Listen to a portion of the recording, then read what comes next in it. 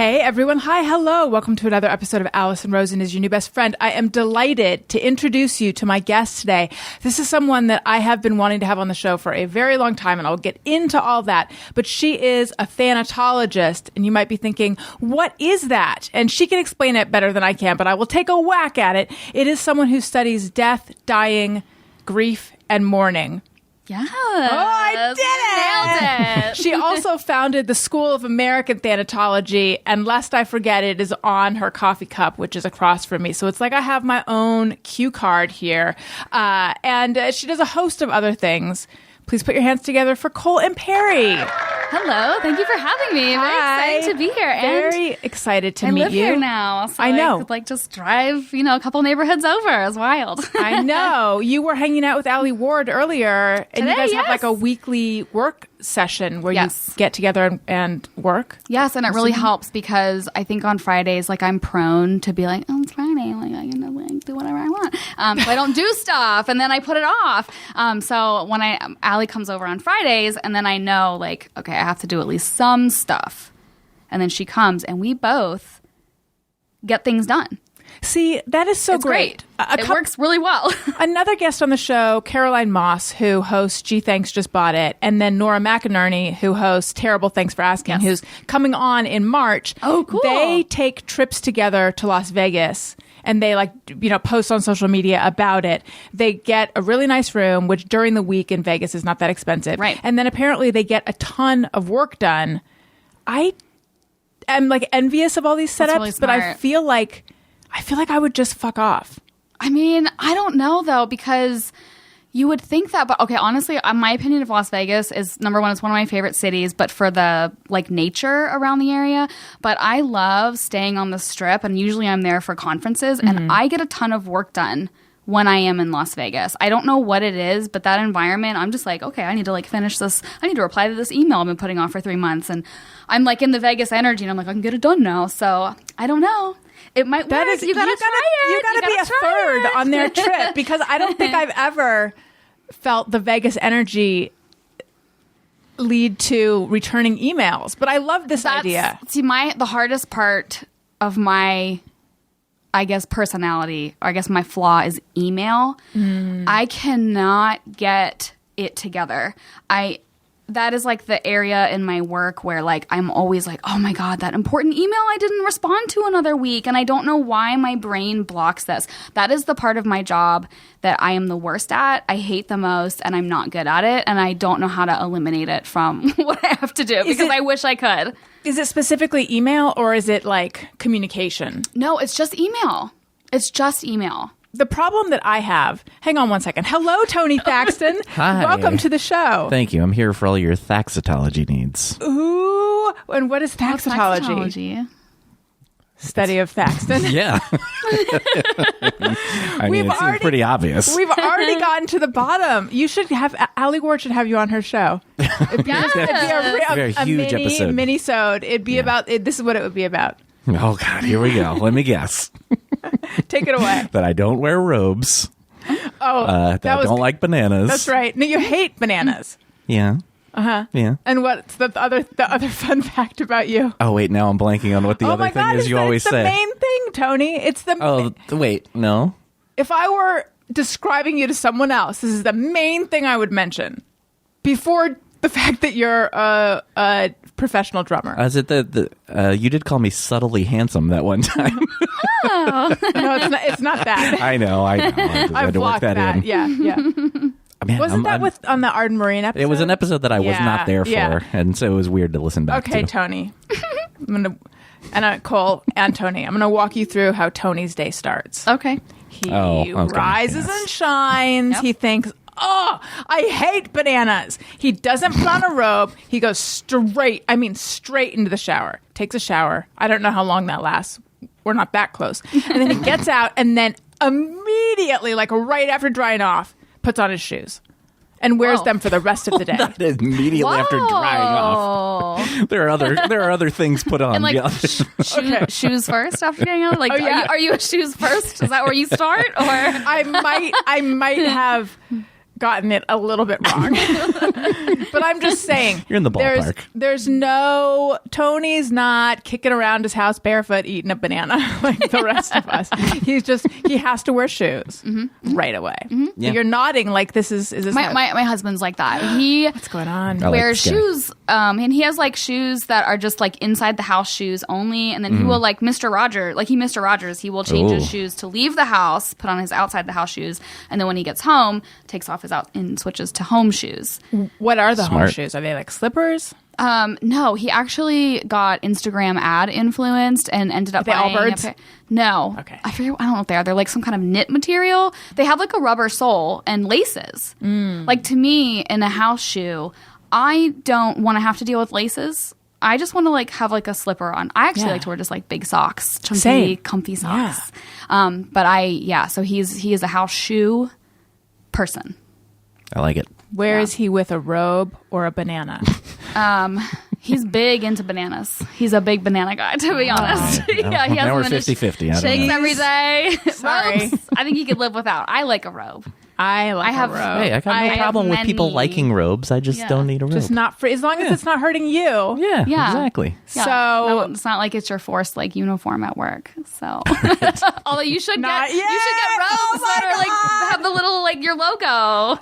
That'd be so cute. Oh my God, you're also a marketing genius because anyone who's followed along on like the last few months of shows, and I offer a giant apology to them because it's not interesting, but I've just become like obsessed with my robe. Yes, the white robe. Yes, you wear it. Yes, I know. Yeah. Even my Owen, who you met earlier, I came out of the room like in the evening yesterday, not wearing the robe. I thought I'd give it, and he said, "Mommy, put on your robe." Yeah. So funny. Yeah. he's Yeah. he's it's what he's anyway. Yes, so the I'm robe. team robe. The robe is the new co-host of the podcast, and we need Alison Rosen's new best friend robes. What would you do? Would you quit? I would probably. if you were like, hey, we're gonna interview you, and I would wear one right now during this, and I would be. I love all of these. This is all brilliant. Okay, should do it. So emails. Yep. I'm not good at it. My thing that I do is I'm really bad at like putting my phone in another room when I don't ever do that. So I check email and I wake up a lot in the night. So I'll look at my phone. I know it's bad, but I look at my phone. Yeah. I'll see an email come in when I'm like half awake, and then I forget about it. Yeah, I think And that's then what I'm doing. It's like I see it and process it, and then I move on with my life, but I don't remember to I need to communicate back. It's because and then it becomes like a big thing when I'm like, oh my God, I forgot about it. What do I say? see, I think if it were the old days of email, so not too old, but the old days of email where you're doing all your email sitting down at your desk or at your laptop or whatever, then it'd be different. But we're all reading emails on the go. Like, this is why I wish you still were limited to the total number of hours a month you had access to the internet. I miss that about AOL. Like, do you remember it was like, you had like the 24-hour a month plan, and then the exciting part would be you'd log in, and then if you were lucky, you would hear the voice that would say, you've got mail. And I'd be like, oh my God, I have an email. And now I'm like, oh. So it's, what is it like to open your inbox and there's nothing? I don't know what that's like. I miss it. Those were good days. I feel like I am so frequently in my inbox that I've seen nothing there. I mean, except for the like 200,000 emails that I still have that are just clear out. sitting in there. Yeah, they're just waiting. They're just waiting for their time. So, but enough of digital communication. Let's talk about death. Yes, The reason you're here. my fave. Okay, so actually, no, let's talk about I know of you via Alie Ward because at the beginning of the pandemic, I think I mentioned to her that I might want to have a grief counselor on or something just thinking sort of as a society, we're all dealing with loss and blah, blah, blah. And she's like, you need to have Cole Imperi on. She was on Ologies. It's like everyone's favorite episode. She's amazing. And so that's when I first knew about you. Okay. And then I don't know if I reached out to you then or not. Talking about not being on top of your email. But I know that I was aware of you then. Yeah. And then again, I thought I should have you on. And then with Alie Ward's dad dying, I saw that you were on the show again. And I was like, I need to listen to that episode, but I'm afraid to listen to that episode.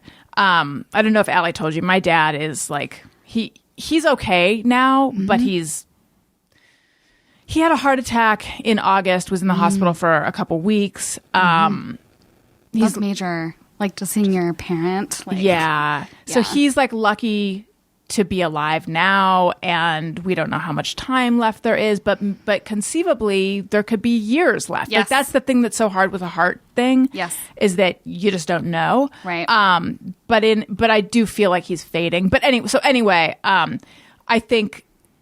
Yeah, I was like, I'm not ready to listen to. I want to have you on, but I'm like not. But then today I listened to the episode. Oh, you did? Such a beautiful episode. I was going to ask if you listened. Like, you were able to. Yeah. I was. I listened to both episodes that you were on. The encore. Yep. Of the original episode, and then the one like the mini-sode that turned into a full episode. Yep. After your dad had died. So beautiful. Like, I did have tears in my eyes, but it wasn't. I thought it was going to be like it wasn't like it didn't like make you feel sad or super down. No, right? And it actually was really good. Yeah. I mean, it actually was moving and uplifting. It was not. Look, Sisterhood of the Traveling Pants. I bawled through. It was no Sisterhood of the Traveling Plants, and I mean plants. Sisterhood of the thanabotany. Yeah. Okay, so good. Did a research. Okay. Well, thank you for listening, and I love that Alie connected us, because Alie is like she's kind of the reason I'm out here in Los Angeles now. And I met her because of the Ologies podcast. I was like one of her first interviews, and just somehow our like friendships. We made a friendship out of that, and I've known her now like half a decade, and I live out here now. So I was like, as I told her the other day, I saw her earlier this week, and I was just like, I moved out here for you, like in a non-creepy way. But yeah, I mean, good thing that she had a warm reception to it. So yeah, I mean, yeah, and I was like, and specifically, I want to live near you. Oh, yeah, I didn't realize. I didn't realize till I listened today how close you guys had become, and how much you and your husband were there for her and Jarrett. Yeah, which wouldn't have been possible if we hadn't. Like, physically been out here. Right. And that's very true for like grief and loss in general. Like, it's really hard to try to be there or show up for people when you are physically distanced from each other. Being able to have proximity is so helpful. Yeah. So I heard, I think it was on Ologies, you were saying that initially you thought that LA was just like a concrete, barren wasteland. I'm from Cincinnati. Kentucky is my home, and I lived there the last 10 years. And Kentucky, it's a little bit of a different culture, a little bit of a different vibe than the Ohio side of things, because Kentucky and Ohio touch. And I mean, I don't know, like just also being out here, meeting people, and I tell them where I'm from, they have sort of the same kind of relationship or perception of that part of the country that I did from being out there thinking of LA, because it's so far away, like physically. A cartoony. It's just all you know is what you've like been told in the media or seen in movies, or how it's represented in TV shows and stuff like that. So it's been really wonderful to move out here and like realize just how much I love Los Angeles. It is it's so wild. There's so much nature. It's beautiful. It's in bloom all the time. Like, it's really an incredible city. And I just like the other day I realized like I don't want to leave. Like, I don't want to leave. This is home now. It's just Los Angeles. Oh, that's is so really great. Cool. Yeah. How did you avoid getting an accent? Well, you grew up in Cincinnati. Yeah, definitely. So I do think I have a little bit of a one, just because, my husband's from West Virginia, and I went to college in West Virginia. And so the Appalachian accent is definitely something that immediate members of my family have more of. But I definitely have an awareness of it. And I think when I'm like speaking sort of like this, I naturally, without even thinking, kind of tone it down. But if I am very relaxed, it's like the end of the day, maybe I had a drink or two, you'll hear a little bit of that Appalachian twang appear. But yeah, it's definitely something I'm aware of, especially being out here in LA, because it's not normal to hear the Appalachian accent. So, but I don't know. And also, all these years that I've been saying Appalachian, no, that's it's Appalachian. Don't say Appalachian. Is that like saying Oregon? Yeah. Oh. So basically, Tony, did you know? You're from Virginia. Did you know it's Appalachian? Oh, where in Virginia are you from? I lived in just outside of Richmond for a while. Area. Yeah. Okay. Yep. Yeah. So, so if you say Appalachian, That You're an asshole. No, it just indicates that you're not like from there. Okay. Like you're not in the club. So- I love being but in a it's club. Appalachian. I'm gonna say I'm gonna go there. I'm gonna say Appalachian. Yeah, and they'll be like, okay, she's cool. She's more or less. Yeah, she's on then- our team. Okay, so that's my first move. Then once I'm on the team, then what do I do so that they don't like discover that I'm not one of them? Well, if you're in West Virginia, ask where can I get the best pepperoni rolls, and then they'll be like, oh my gosh, they'll have lots of opinions about this, and then they'll know that you're truly part of it. Okay, Yes. and what is a pepperoni roll? So a pepperoni roll is like a traditional West Virginian food, and it was coal miners would take it down into the mines and eat it for like lunch. It was like a food that could sit out for days and you'd be able to eat it. But it's like very much a local food, and sometimes the best pepperoni rolls you can find are like at the local gas stations and things like that, and they're just like delicious. And literally it's like pepperoni, a little bit of cheese in kind of like a white soft roll. And it's just really good. And so a lot of people grow up with that. They appear like at holiday functions and stuff. Like, you'd bring green bean casserole to Thanksgiving or something. There'd be pepperoni rolls. And that's actually something that when my husband went back home for like the first time after we moved here, he bought like a dozen pepperoni rolls and just ate them for days. Right. So, yeah. It's one of those like cool local food things. Tony, have you had a pepperoni roll? Do they make it into Virginia?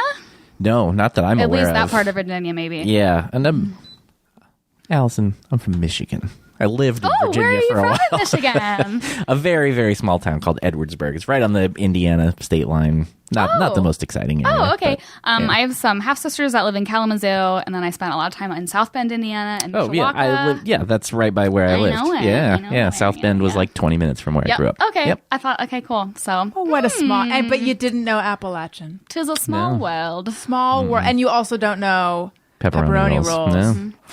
Speaking of food, I don't know if Alie told you what I was making for you guys this morning while she was at my house. No. I brought it. Oh my gosh, Tony, a drum roll or something, please. Number one, I churned fresh butter for you. Oh my god. Okay. Yes. Oh, thank you. Oh, that's so beautiful. Okay, and I put it like in little flour molds, and then Does that have salt on it? I or picked up cheese? a fresh loaf of challah bread from LA Home Farm, so Oh that my we can have like God.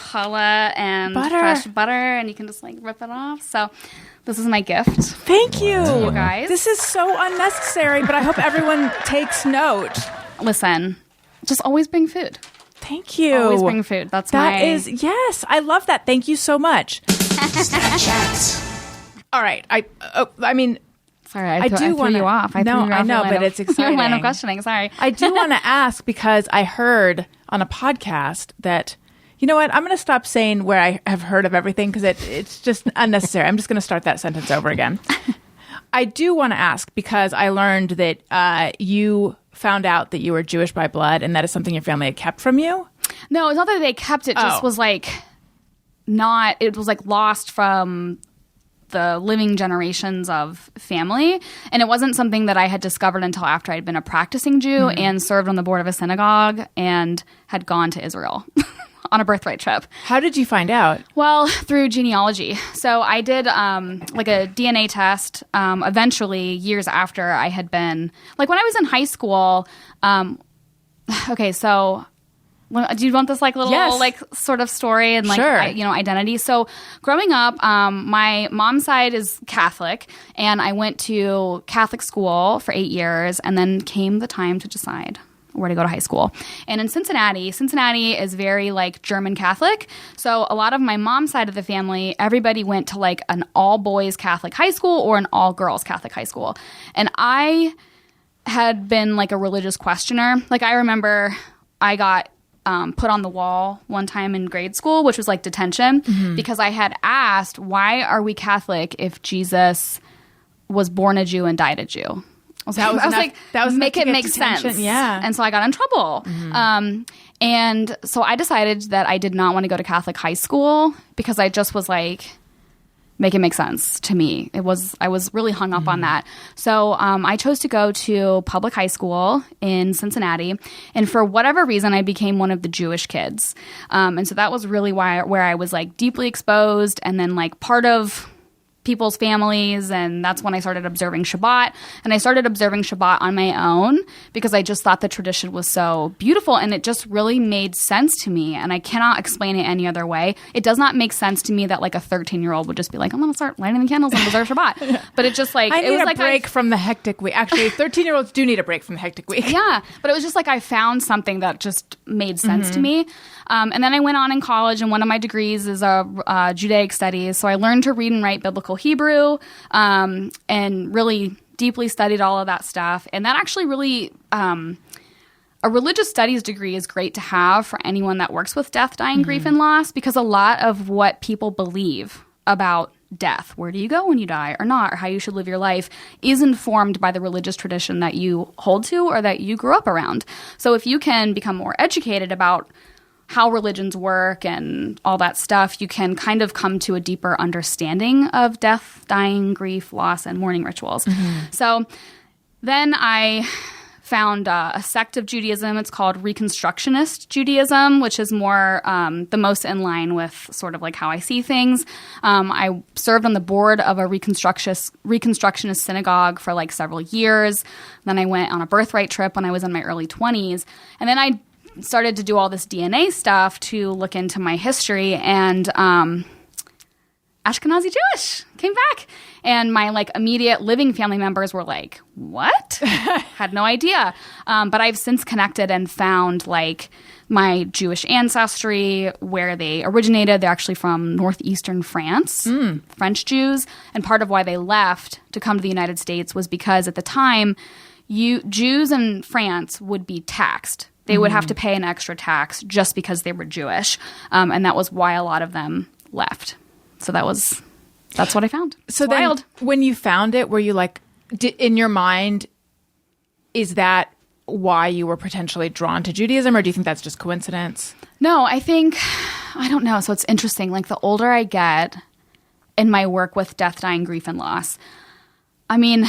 Like, okay, so when I started in my career with death dying, I approached it being like, what is right, what is wrong? And then like, what do I believe? Like, I want to believe what is right. But it was very like, I was just seeking... When you say right, do you mean like, scientifically correct, or do you mean... Yes, like, well, like I wanted everything what's to real? be a black and white issue, and I wanted to know like what was like the side I was on. Everything had to be like sort of a side.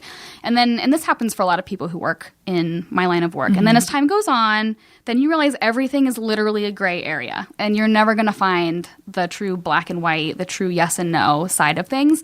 But there's this idea in Judaism that like, that there's something in my soul that just naturally found it. And the older I get, the more of a comfort that feels to me. And it just makes sense to me because there really was no reason why at such a young age, it's not like I grew up in a Jewish household, you know, why would that have resonated with me so deeply to the point that I pursued it? I don't know. So, yeah. Right. And so, and what are your parents... I'm going to give you like 3 questions. Yeah. What are your parents like? What did they think of this? And then also, do you have siblings?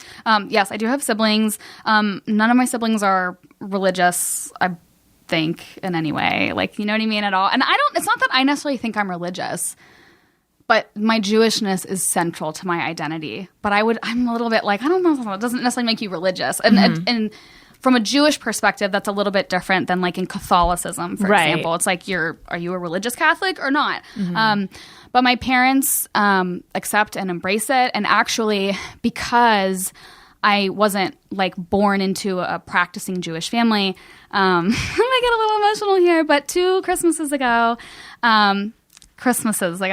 okay? Yeah, no, I celebrate Christmas too. I love Christmas. I asked my mom and dad to give me a Hebrew name. Which is important to me. So in Judaism, when you have a child, they'll usually have like an English name, and then you'll give them like a Hebrew name. Like at birth, like or right after. So obviously I never had that, but it was important to me. And so I asked my parents to do so, and they really thought about it. They and then on Christmas, which I love that they gave it to me on Christmas. Yeah, I know, that's perfect. It's perfect for me and my background. Yeah. So they took the time to write out and explain, and they reached out to some of their Jewish friends to be like, what do you recommend for our daughter? What do you think? And so that just is so meaningful to me. So I like that's where they're at really with sweet. it. Yeah, it was really meaningful to me. So, and I kind of like it's kind of cool to be able to get that as an adult. Yeah. like I'm their adult child, Right. requesting this, And they were put like, in the work. Yes. That's so nice. Yeah. Yeah. So where are you in the birth order? I have 2 older half sisters, and then I have a younger, like, whole sister, I guess you call it. So yes. So and then my oldest half sister, she died in 2019. So that's sad. Yeah, really sad. Yeah. But you were, I know you've experienced loss, but you felt drawn to this work before you had experienced loss? Yeah. I mean, I would say so. And I don't really know why. Like, I don't think there is like a why for it. But it wasn't until I was actively working in the field that I started to have people from like my childhood be like, hey, I just had a memory about you or something. And they would tell me stuff from when I was a little kid that I had no memory of. So, for example, my one of my like grade school best friends, her mom sent me like a card one time. And she was telling me how they remember as a family when the family dog died that I was over there and I was like facilitating things. And I was just like, let's talk about it. Like, what's going on? And I remember did you ever have like a play microphone when you were a kid or something like a play karaoke machine? Of course. Well, Everyone did. me and my like at the time childhood best friend, we like had the microphone and we were like interviewing the recently dead dog about like, where are you right now? Have you seen God yet? And it was just like this really nice little childhood memory. And then I would facilitate a funeral and all this. And who knows where I got that because I didn't have like a grandparent die until I was like 16 years old. So I don't know. There was just something in there, I guess, that was comfortable with it right out the gate. Who knows why? But yeah. At what age do you remember taking an interest in it? I guess college, somewhere in there. I remember in high school, I took one of these career tests. Every like junior had to take it, and then it gives you back like your top 3 occupations. And I remember I got funeral director. Oh, wow. And I was so mad. I was like, how dare they? Because I wanted it to be like fashion designer or something like fun. And I remember I threw it, like I think I threw it away. I was just like, I reject this. Now looking back, I'm like, okay, there was probably something actually to that. I just didn't like the idea of my perception at the time of like being a funeral director would mean that I have to be like quiet and reserved and wear only black clothes and like, be somber. And I just have never, I don't exude that. I don't think Right. so. No. Yeah, I didn't at the time either. So anyway, college came along and I was pursuing my other degree is in journalism. Where did you go? I went to Marshall University in Huntington, West Virginia, and then the University of Cincinnati in Cincinnati, Ohio. So did journalism. And in college, I was kind of like all over the place with what I wrote about. I remember one of my like big projects was like, you had to do like an investigative journalism piece. And I chose telephone poles to write about. I was like going to get riveting. Listen. I was going to get to the bottom. You mean telephone like poles. Like utility poles. Right, okay. I don't census. Yeah, and so I don't understand at like 20 years old why I was like, I'm coming for you. Like that's what I think. Like my classmates were doing way more interesting things. Well, anyway, I ended up learning about like this stuff called they use these things at the base of the poles. It looks like black stuff sometimes. It's like a creosote, and they use other things, and it actually leaches into the ground around there, and it's like not healthy. So anyway, I started to like call these like utility companies to see if I could interview somebody, and then they started hanging up on me. Oh, because you're Aaron Brockoviching them. I was. And so I ended up not being able to like get actual sources because the local utility companies had like blocked my stuff. So that was was a taste of like, journalism. Yeah. It was like this. But and then let's see what else I do in college. I did roller derby throughout. So wait college. though, did you doggedly pursue the black stuff on the bottom of the pole thing, or did you let it go? Well, no judgment if you let it go. Well, I let it go. Okay. I let it go because the semester was ending. And I just needed to turn the paper in. And I was like, you know what? I don't think I want to get into an argument with like big oil or whatever. No. I'm like, that's where it's going to end up. So, right. Yeah, I just that's decided fascinating. to leave that You also behind. did roller derby? Yep, did roller derby for several years. And actually didn't like when I graduated from college, I didn't walk at college. I didn't do the big ceremony. And then instead, my roller derby league had a graduation ceremony. So I skated in my little robe. Oh, and it was the cutest. That's super cute. Yeah. And at the time, my husband was a ref for our league, which was just, You guys were already together? yeah. I met him like the second week of college. I was 18 years old. Oh, wow. So we will be together 20 years this year. Wow. Married 17, 16. It'll be something like that. 16, 17 years. I don't know. So, yeah. And so from the time have you been together ever since, from the time you met? Like, you never broke up? No. Look at that. I know. Isn't it weird? That's really sweet. Because I never thought of myself as that. I envisioned myself being this. I really wanted to sample. The field? Yeah. Like, I really, like, that was what I saw for myself. I saw it for myself settling down maybe when I was like 40. And, you know, the second week of college or something, I met Victor, my now husband. And I remember when I met him, this little voice was like, you're going to marry this guy. I will never forget it. And then I did. And I was, you know, it was a bummer because I was like, man, I'm not going to get to like... Yeah, taste the wares. Yeah, yeah. So, but yeah, so in college, I mean, there wasn't anything necessarily death specific, I guess. I mean, I took some classes that were on the subject matter. What?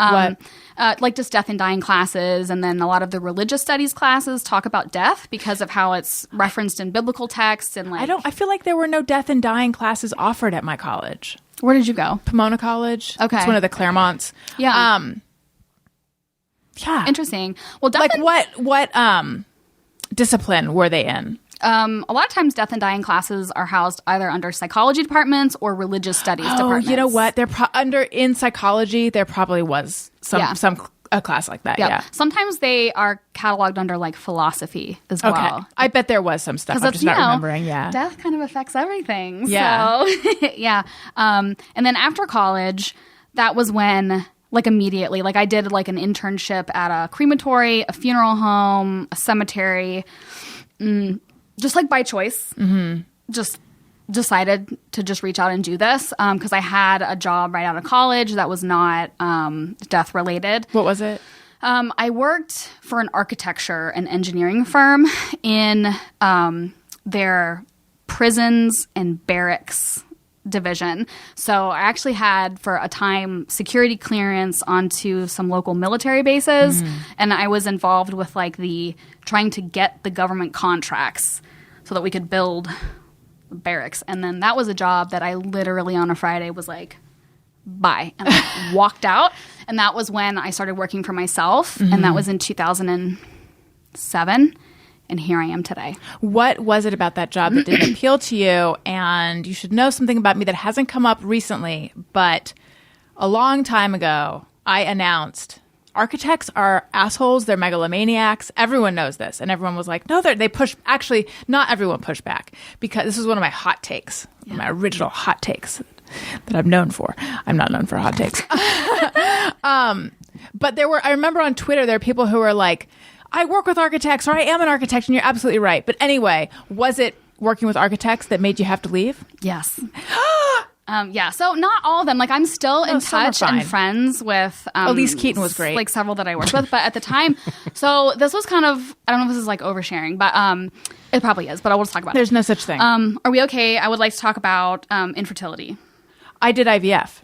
Okay. So let's talk about this. Yeah. I've talked about it a lot. So imagine this. I get married at 22 years old. I'd already been with my husband for 4 years. And I got married on New Year's Eve. And then, like, I remember I stopped taking the birth control pill because I hated it. It just never felt good. And I was like, I'm married, so if I get pregnant, no one can say I'm sinning. And I just was like, you know, that was my decision-making process. Well, 21 days later, I was 20 pounds heavier, and I had lost a ton of my hair. It had just fallen out.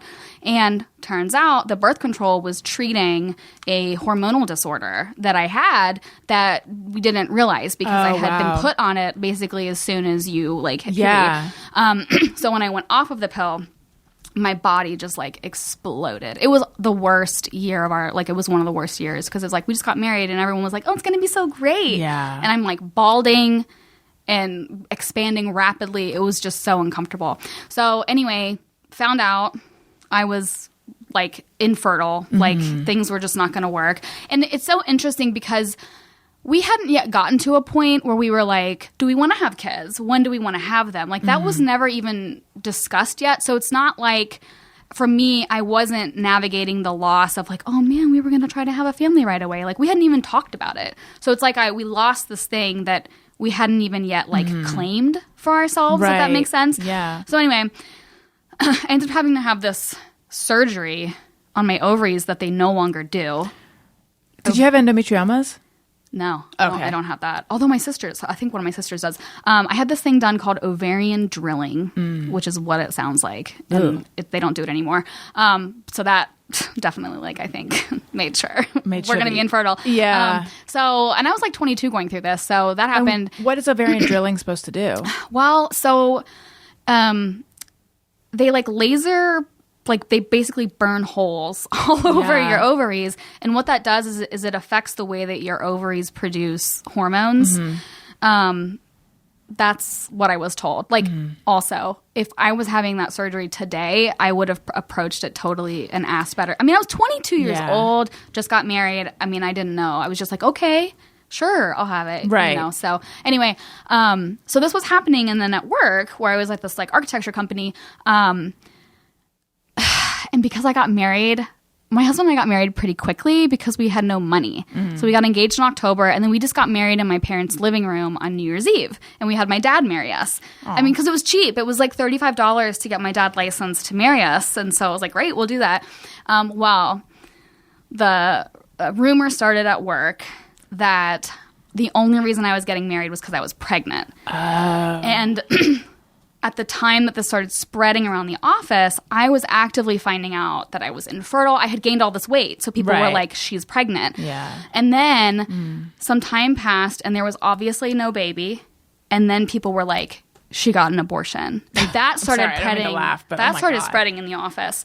And I did not have the skills to be able to cope with that. I reached out to my boss. I told him what was going on. And he was like, suck it up. You're young. You're trying to make it. Like, you're just going to have to let them talk. But it was really wrecking me, like living in, like having that environment. So it all came to a head. And then I remember I called my husband and I was just like, I can't do this anymore.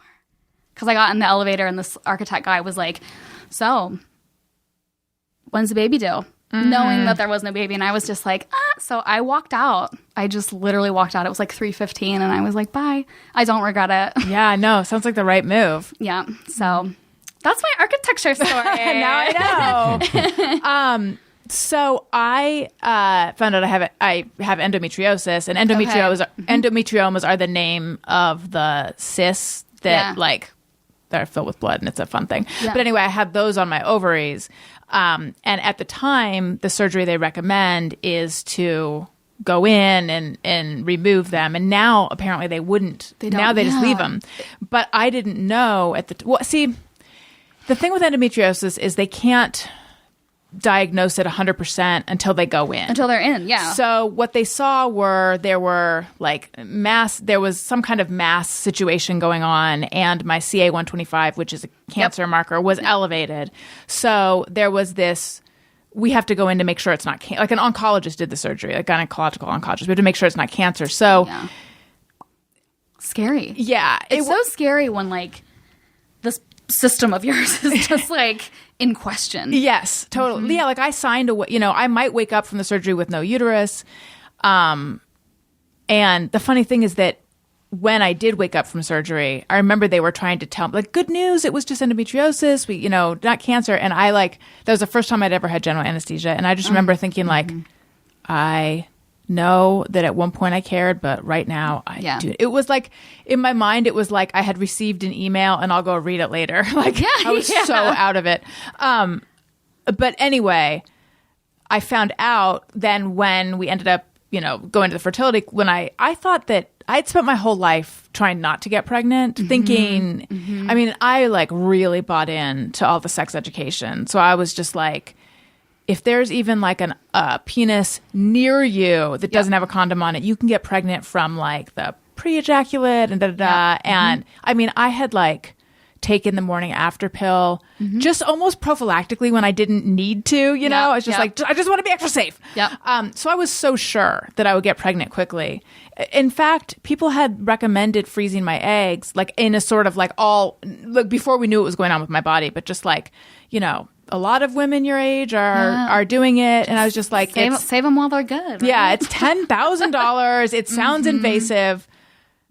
I don't want to worry about that. So I just like put my head in the sand. And then I was like incredibly infertile. And it turns out that surgery had removed like a ton of my eggs. Oh, wild. Yeah, because they're removing part of your ovary. Oh, so they take eggs with it. And they had not told me that at the time. Yeah, I was going to say, but was that like it probably wasn't explained to you in those explicit terms? They not at all. Like, tissue was removed from whatever, but that doesn't say the tissue attached to all these eggs wasn't removed. No, not at all. But, you know, and then I play it back and I think, well, I wonder if at the time they would have been like, it's more important that we make sure you don't have cancer. I don't know. Yeah. You know, it's like there was this like feeling of urgency at the time. Yeah. But so anyway, so I share the infertile situation. Yeah. It's a wild experience.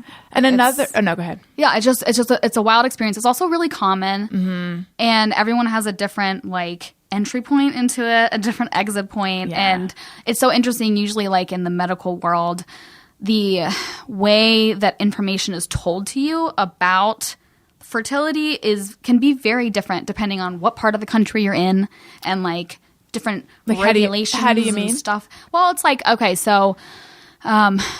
One of the reasons I was really excited to move out to Los Angeles, for example, is because there's more healthcare options than like where I moved from. A lot of the hospitals are like Catholic-based hospitals. So they have regulations and rules on certain medical procedures, which affects the options that are presented to people, especially with like infertility-related stuff.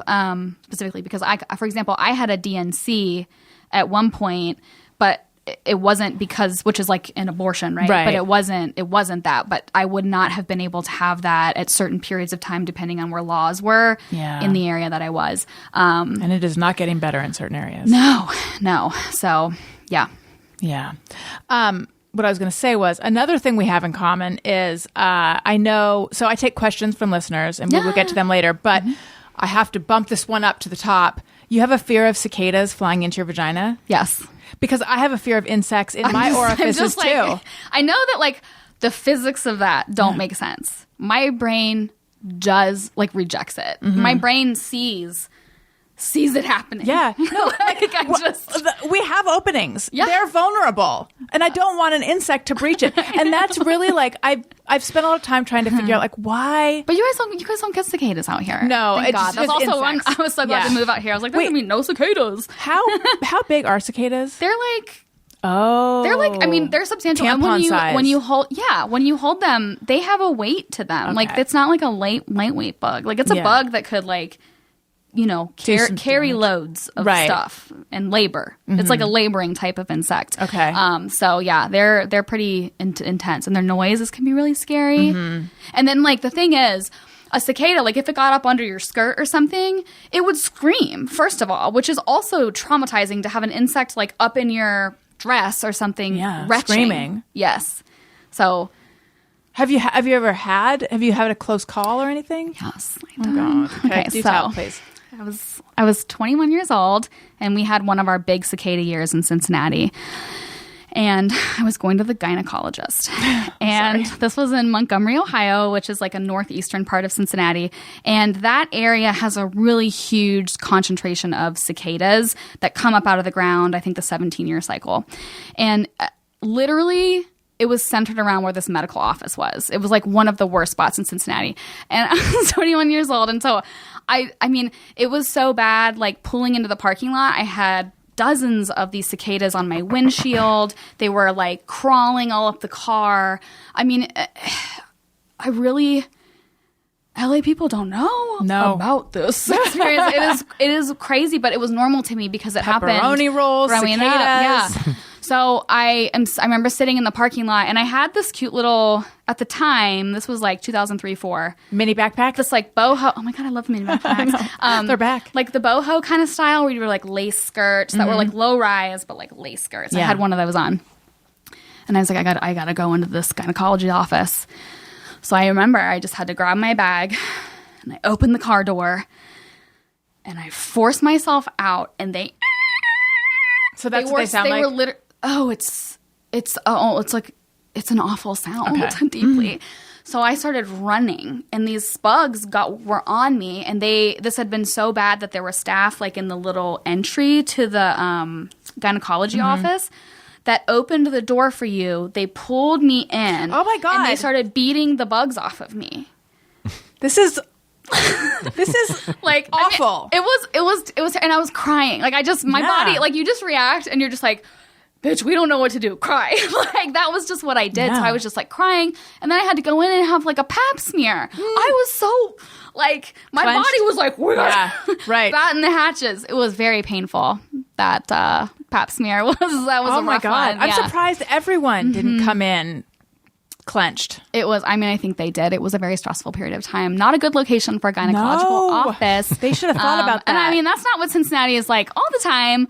But, you know, we have a 13-year, we have a 17-year cicada cycle that's really bad. So, Tony, it was rough. what's your relationship with these bugs? Virginia has, Michigan has some in some parts, but I don't think that you guys don't get that many. You don't get as many I don't think I ever experienced it. Yeah, it's not good. Allie was super into the cicadas, and she actually ended up. Her relationship with bugs is suspect. I mean, someone's gotta. Oh, she's yes. a bug. Girl likes you know? bugs and stuff? Yes. So anyway, Allie she came to my house in Kentucky in May this last year, and the year before that, and we got to see the cicadas together. And I did that just because she was my friend. I didn't like it, but I did it for her. I was going to say, like, did you see them through new eyes or anything? I mean, I saw them through the eyes of like my friend would like this. Yeah. And then at that point, I was like, okay, she's really my friend. Yeah. Wow. She's constantly posting like, a praying mantis, I feel like, is almost like a ladybug or a butterfly where we're just like we compartmentalize, but she'll just have like a big old spider on her hand, or I think really bugs on her body. Cicadas upset me. Millipedes upset me. Like just looking at them. But there's some bugs that I'm fine with. Like I don't like flies. They don't bother me. What about a mosquito? You guys really don't have mosquitoes out here. It's so awesome. It is awesome. Oh, but we do. But I don't think I got one. Okay. No, it's like I don't have that problem either. I like just my studio. I haven't been bitten. I don't have any right now, but. But it only happened in like the last few years. Yes, like they literally because didn't used to be here. I had heard that. Yes. Yeah. Allie, I'm sure, could do a whole episode on it. There's info. some mosquito, I forget the name of it, that's not supposed to be here. And I don't know how it got here. Yeah. Because like 20 years ago, there were like literally none, but now they're like starting to grow every year, but just recent. So this is kind of interesting, but it's really nice. You guys have less scary bugs for me. So it's good. How do you feel about termites? Well, that's why all the houses in LA have the tenting, right? Mm-hmm. With the we have stripes, to do that, yeah. Because of the termites they're just a different ball game out here, I guess. Yeah. So ants? I mean, I'm cool with ants. Really?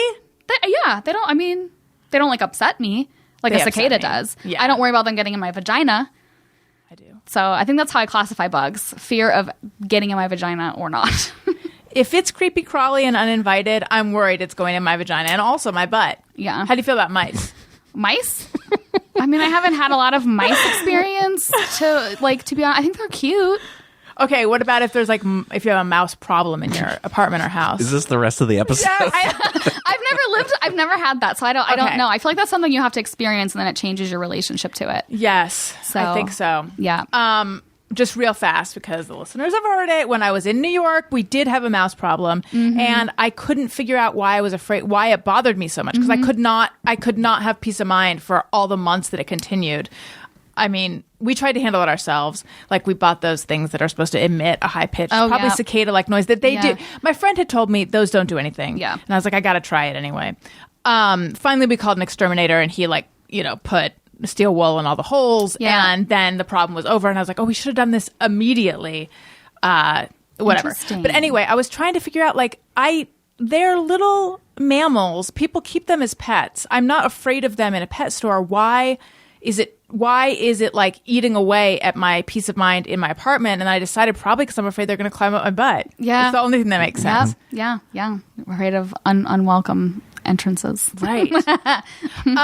Okay. Let's get into some of the thanatology stuff, though. Sure. So you started interning at a crematorium, at did you say funeral home? A funeral home. And then I did like a little rotation with a cemetery. Yes. Did you all at that point were you like, I am drawn to this, I want to find out? Like what was going through your mind when you opted to do those internships? I just remember being like, I should be more educated about this, like how it actually, like how does all this stuff happen? But what do you think was behind that? I don't know, honestly. Like I look back at it and I'm like, what were you doing like in your life? Like that I was just as a 20-year-old or a 19-year-old. I don't know. It just drew me because I have never been like I'm not like a horror person. I don't like to be scared. I don't like to choose things to scare me. I don't like to be scared. Okay. And I don't like to be upset. I don't like to be sad. But I guess it was more just like a general, like a very real, genuine interest in just like death. I was interested in the business of death in the United States in particular. And like, then I became really interested. Now my work, I am predominantly interested in and focused on grief. But in order to get to the grief, I really needed to have a really solid understanding of the dying and the death.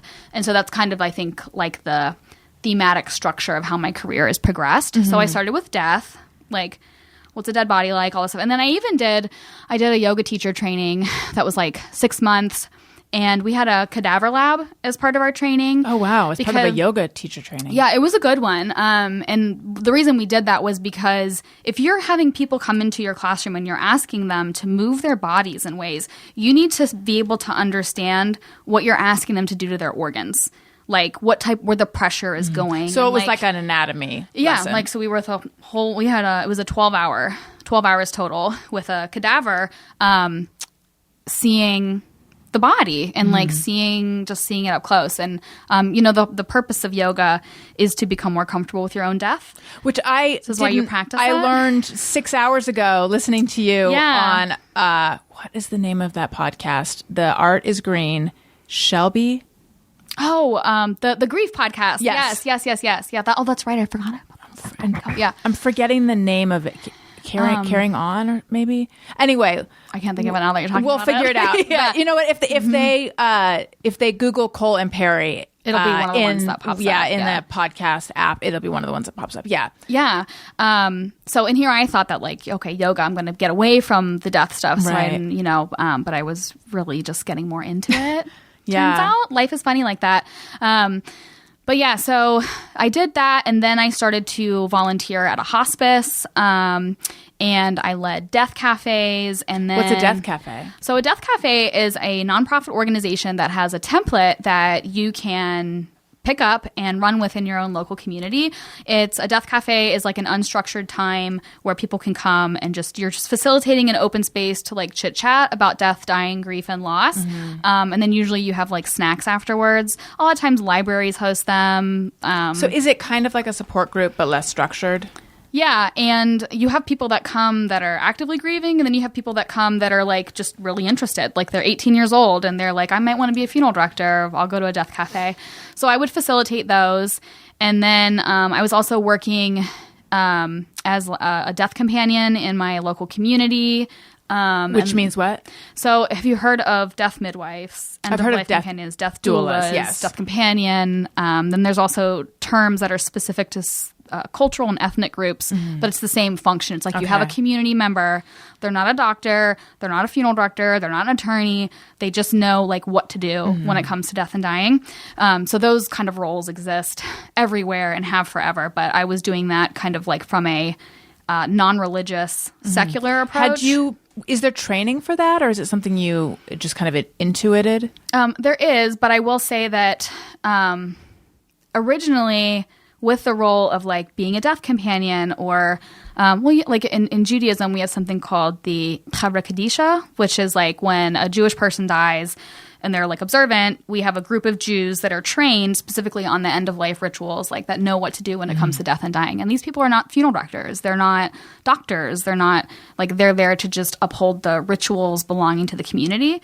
So typically that function has been passed down person to person, like within a family group, or like if you're Christian and your church has had a bereavement committee, like those people actually hold like the what do we do when it comes to death and dying traditions. In recent years in the United States, the death doula movement is following what Americans do. We like figure out how to make money off of it basically. And then we start to talk about how do we regulate it and how do we like put laws on top of it. So that's actively happening right now as this sort of like new profession grows. Now there's so many more options to like get training and education from someone that you pay money to, but is maybe not part of your actual hometown community or your religious group or whatever it might be. So I was just doing that. It just came very natural to me. And part of why I think that happened was because I had the experience in a crematory, in a funeral home, in a cemetery, and also like simultaneously. So when I quit that job, I was like, well, I guess I work for myself full time now. And so I had a journalism degree. So I knew how to write. I knew how to design. I had all the design software. And so I started a consulting firm, basically like business consulting, but with a strong marketing bent. And the show robes. Yeah. And with like literally, I cannot tell you how this happened, but I just started getting clients that were in or around death, dying, grief, and loss. So I gained experience through understanding their businesses and like their challenges. I continued to work on my own credentials. So I became a certified crematory operator. I've cremated both humans and animals, but I have never been full-time employed, like at a funeral home. I'm also not a licensed funeral director or embalmer. I have been in more funeral homes than I can count because also for like half a decade I was teaching faculty for one of the largest deathcare associations, I guess globally. And so I would travel the United States with my husband, and we would give these, like, we would certify people to become certified crematory operators with a whole other team of people. So there was like a good 10 years there where like we were on the road a lot. We were teaching and working with funeral directors. I was consulting with businesses in and outside the United States. I started speaking at funeral conferences about like marketing and about like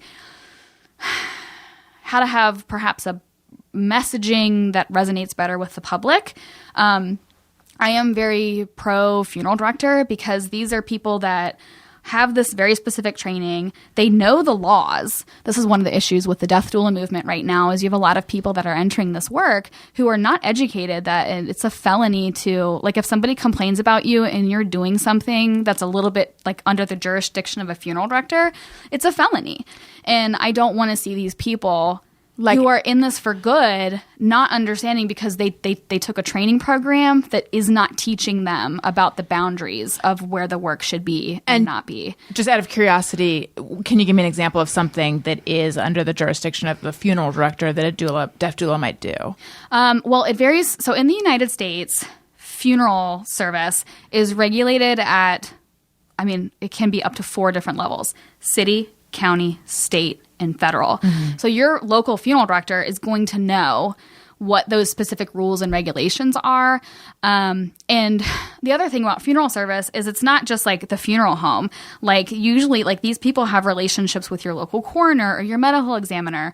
And the other challenge with funeral service in the US is that the baseline qualifications to be a funeral director can be very different. Like in the state of Colorado, technically you don't need anything to open a funeral home. In Kentucky, actually, I don't want to say this, but there's some states where you just need a high school diploma to start working as a funeral director. There are other states like Ohio, you have to have a 4-year bachelor's degree, I think, plus an apprenticeship. So there can be huge variations in like the training that you go under. But do research before you choose where to die, people. It can make a difference. And like, some states have requirements. Like if you want to be buried like in Texas, but you die in Kentucky, so we need to move your body across state lines. Some states will have requirements on what kind of state your body needs to be to come in and all this kind of stuff. But anyway, to your question about like what's an example? Yeah.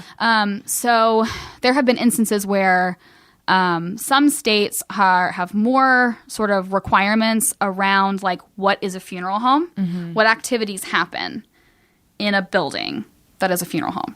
And so if you are a good-hearted person that just wants to provide different options for your community, and then you're in your home, and then you have somebody bring dead mom to your house, and then you're going to help prepare the body, maybe, for example, and maybe have a funeral there, or I don't know, the state or somebody may be like, wait a minute. So are you a funeral home? Do you have like, because funeral homes have to meet, there's like all kinds of standards, cleanliness standards, and your bodily fluids and stuff like that. Is it fair to say that most of these boundaries have to do with the fact that there's a dead body? Yeah. It's around the Well, because when you die, the laws around you change. When you are dead, you become basically like quasi-property. So property law is actually what is like utilized to sort of determine your stuff. And like possession is 9 tenths of the law. Yeah. I'm keeping grandma. I know that. So anyway, this is also why I love death care.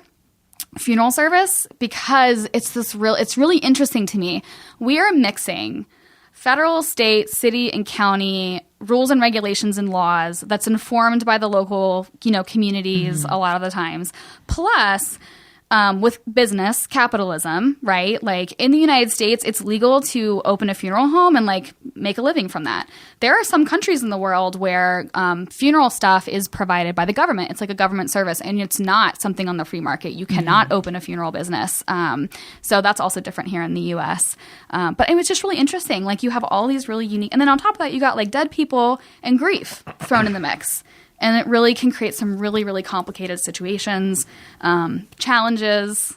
It's really interesting stuff. I think there's this idea that aspects of, and this is not, it sounds like I'm saying this is what I think and I'm pinning it on someone else. I'm not. I'm just, I have thankfully not had to plan a funeral yet or any of that stuff. Yeah. Not gone shopping for ways to dispose of the body or anything like that. But you hear people say that like, they try to upsell you, or the funeral business can be predatory, or all like, what do you think of all that? Yeah, I mean, just like any other business, just like, yes, absolutely. There are absolutely aspects of that within funeral service. Part of what upsets me is, this is my like hot take here. So hot as my architect take. Anytime that you work with death or grief, the public, some part of the public tends to have this idea that, well, you should do this for free or for very little money. And handling dead people and managing grief and staying legally compliant and having a safe business and running a staff, like whatever, that's a lot of skill. And so as a result, what's happened over the years is the public has been like I have one of my former students, he's like a 3rd-generation funeral director, and he just had gotten married and had kids, and he was running the funeral home, and he was literally like never home. He couldn't be, because he was trying to like serve his community that he grew up in and around, and I don't know, they were able to save up enough money to put like a little pool in their backyard. Annihilated by the community. How dare this funeral director? Oh, wow. Look at him. He's made all this money off of our backs. Grief. Yeah. This guy was in debt. This guy was just trying, like, there was no abuse that was happening, but this is like a unique pressure that happens to a lot of people that work with death and dying. The pressure to be poor, the pressure to not be doing better than us, kind of a thing. Right. And it's really wild to watch that, because to me, if you're having people deal with grief and death, they should be well paid. They should have comfortable lives. Why should they have to deal with some of this really difficult vicarious trauma at work all the time? And then you want them to go home and not be able to have like a decent minivan for the family or something. That's so interesting. But they're really scrutinized. So anyway, but I'm talking a lot about like the independently owned, the family-owned funeral homes. There is a very large conglomerate in the United States that owns, I think now it's like 80% of all funeral homes. And it's like any other business. It's like any other industry. When you, like, there's systems in place that can work really well. But when you have a big systems are typically what cause someone's getting oppressed somewhere and someone's getting, cannibalized by that.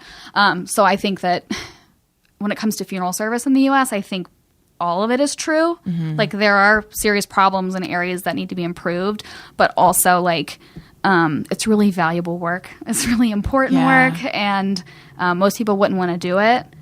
So that's so interesting, though. I never really thought about that automatic feeling of, like, this is the worst thing that's ever happened to me. I am grieving.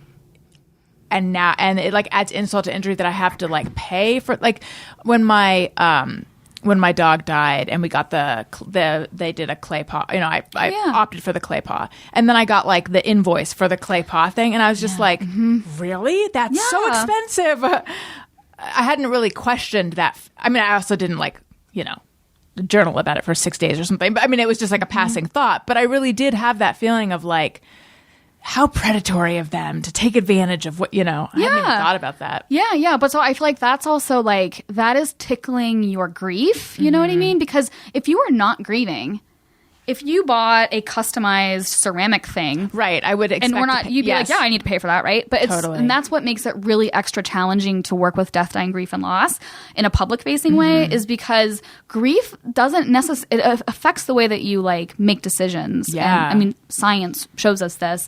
So it's a really tricky work. And that's why the burnout rate is so high. There's a lot of alcoholism and addiction issues within funeral service. I think obviously as, like, a result, I mean, these people are dealing with really awful, terrible things that happen.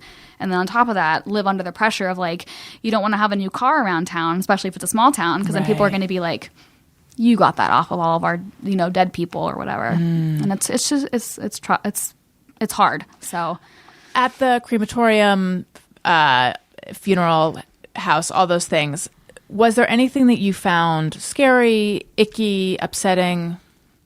No.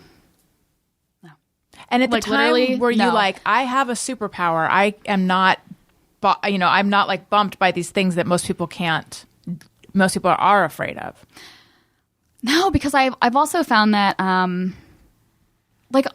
funeral homes are workplaces. And they're like, I said funeral house. I'm like, that doesn't sound right. As it came out of my mouth, though, it felt wrong. Yeah. I mean, they're all like workplaces. And I think most people's experience with a funeral home is either you're there crying and upset, or it's what you see on TV. And what we see on TV is not really depicting funeral homes as, like, this is just my basic workplace. Like, you know what I mean? Like, here's the stack of papers on my desk I got to process. Right. No, it's dramatized. But I've been in more funeral homes than I can count in, like, 3 countries or something like that, and everyone that I've ever been in is great. They're organized. They have systems. Like, everything is in its place. I've seen a lot of dead people, and that you totally A-okay with that. Yeah, it really. Have you ever been around a dead person before? My grandfather had an open casket. Okay, so but were you ever with a dead person before they were, like, at their funeral, like, when they were just, like, no, I don't think dead so. At home or dead in bed or no, I've seen dead pets, but and I was very upset by it because they were my pets, right? But no, I've never. The only dead body I've seen was my grandfather, like, at his funeral. Yeah. I'm trying to think of. Yeah, no, I haven't. Yeah, so I will say that, like, the experience of being with someone that has recently died, I think that there's something in your body, like, biologically, that is hardwired into us to just, like, you just know. Like, you know how to be? Yeah.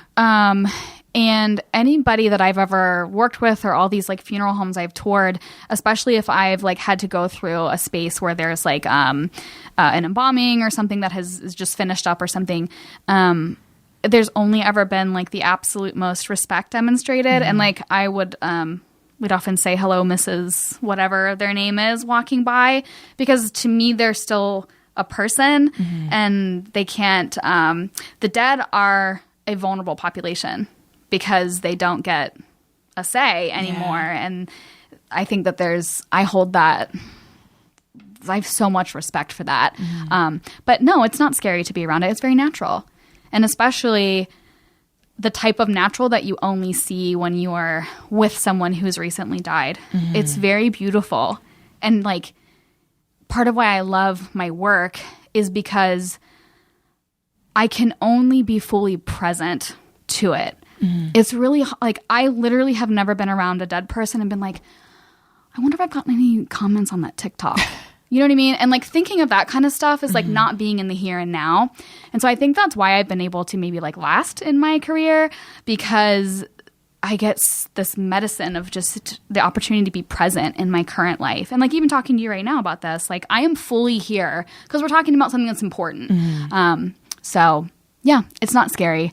And I don't believe, like, I've never seen a ghost. I kind of wish I had so that I could like understand what people are talking about to have that experience. But I don't, I've never like seen that stuff, and no one's ever like ghosted me except in real life while they're living. So I always think that like all of that stuff is scary, quote unquote, when it's like depersonalized and when it's just conceptual, like the idea of dead bodies. But when it's your loved one, then it's like just your loved one. Yeah. It's not, it's sad, but it's not scary anymore. Right. A lot of times the things that we think are scary actually are just internal. They have nothing to do with what's happening out there. Like seeing, like, honestly, we are the thing to be afraid of ourselves. Yeah. That's where we should, that's where a lot of the fear actually comes from. So, on one the other podcasts I do, Childish, which is a parenting-ish podcast with Greg Fitzsimmons, he was talking about trying to get to, because his mom is older and has been having some health issues, and like trying to get to a place where instead of wringing his hands and feeling anguish over death, he's just going to look at it like it's something we all do, it's natural. And when she dies, instead of being so sad, it's just like, what a great life she was able to lead. And I've, come up against this notion of this is how we're going to process death before, this idea of like, what if we didn't have to feel sad about it? And I always think like, that would be wonderful. I don't know if it's possible, but like, where are you with all that? Like, how much is there a way to avoid grief? No. And even like being more educated about it, it's like there's like two different buckets. Like you have, like you can learn more about death, dying, grief, and loss, and research shows that will actually like reduce your death anxiety, and it can help make the mechanics of things you might experience smoother, maybe not easier, but smoother. Right, because you're not surprised that you're feeling it. Yeah, and then the other bucket is like the grief. You cannot educate yourself out of that. You cannot talk yourself out of that, like period. And that's a question I get asked a lot. They're like, oh my God. And actually this happened like when my sister died. I had multiple people be like, oh, I'm so sorry your sister died, but like you're probably going to grieve like so easy because you're what. And I was like, don't talk to me. I was like, I am hurting entirely. So truly, your grief it's really important to have a good relationship with your grief. Just because you have like, you're sad or you even feel hopeless or despair, you can also experience joy at the same time. And it's okay. It's okay to have really happiness, good things happening at the same time that there's bad or whatever you want to call it. It's just really important to stay connected to your grief so that way you can keep it moving so that it doesn't become like stagnant and start to like rot and fester. You want to give it light and sunlight. And so in your experience or in your knowledge, like there is no way to avoid grief. Like for anyone out there who's like, I'm going to not do all that, like you're fooling yourself. Yeah, definitely.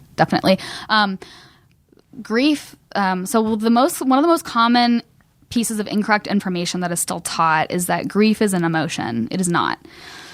Grief itself is, you cannot feel grief. You can feel sad, which might be part of your grief response. You can feel happy. You can feel all these things. But grief is not an emotion. And there's actually 6 categories of like symptoms or signs that a person will have when the grief process starts.